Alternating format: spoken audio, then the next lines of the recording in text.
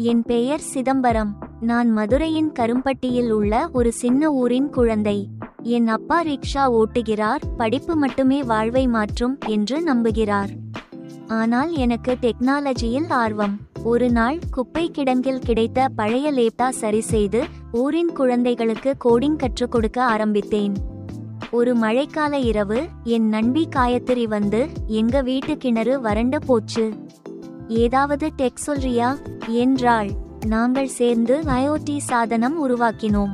பழைய mobile battery, சென்சார்கள், கம்பிகள் எல்லாம் குப்பை கிடங்கில் இருந்து எடுத்தோம். ஊர் மக்கள் எங்களை கேலி செய்தாலும் நாங்கள் நம்பிக்கையுடன் இருந்தோம். மழை பெய்யும் போது நமது சாதனம் கிணற்றில் நீர் ஓட்டத்தை கண்டுபிடித்தது.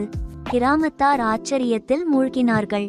என் அப்பா, நீ என் ரிக்ஷா ஓட்டலை விட பெரிய விஷயம் செய்திருக்கே என்றார்.